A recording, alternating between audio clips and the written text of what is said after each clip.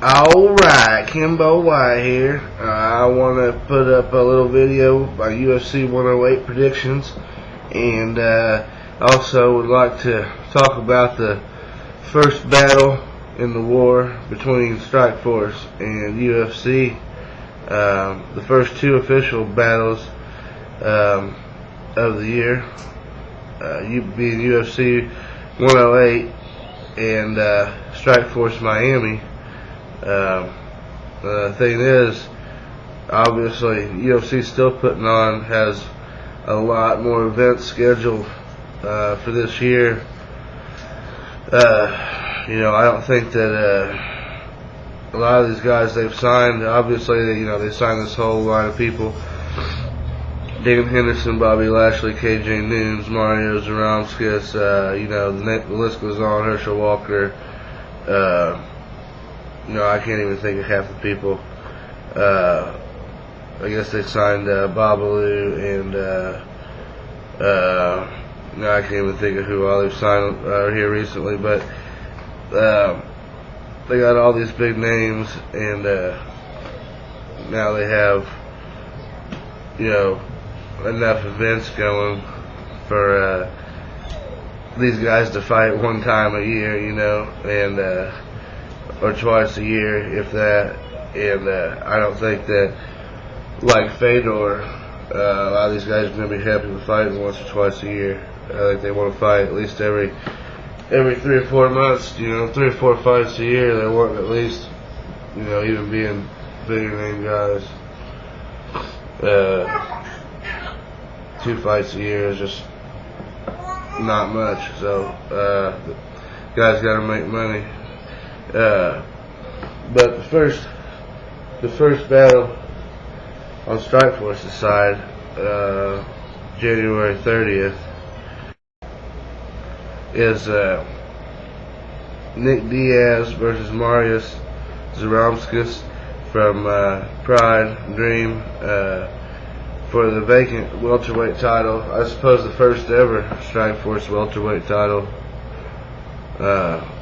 I thought that they had somebody at welterweight that was, but I guess not. I'm not sure. I think that's the first one. Champ Christian Cyborg Santos versus Marlo. Hard telling how you pronounce that. Marloes Chonen for the women's featherweight title. Now, all of a sudden, this is the women's featherweight title instead of the women's world championship. That makes me think Strikeforce is going to start trying more weight classes with the women.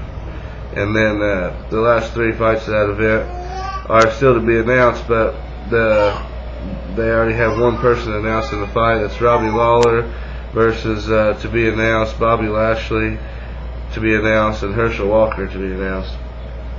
So the whole card, 5 big name fights on there already, no matter who those 3 guys fight.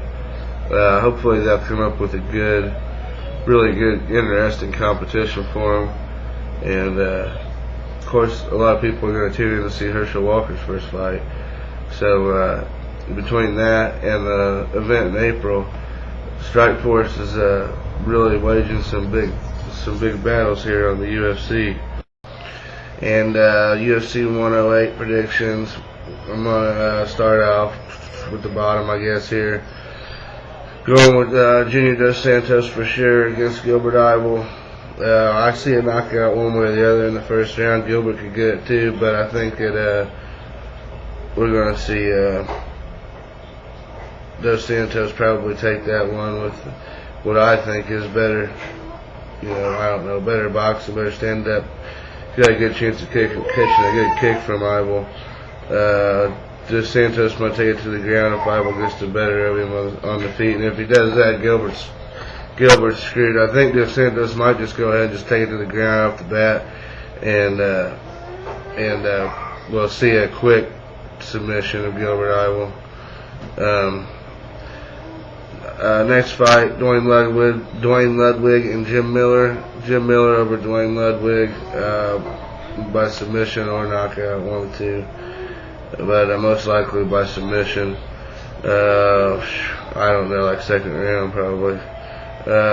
Joe Lozon and Sam Stout. I'm going with Lozon.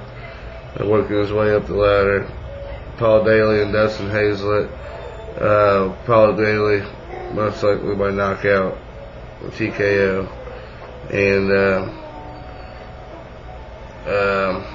in the main event, I think I'm going to stick to my gut feeling. I think I'm going to go with Thiago Silva. I think he was going to throw a straight one right down the pipe and knock the shot out. So there's my UFC 108 picks, and I'll see you after the fights.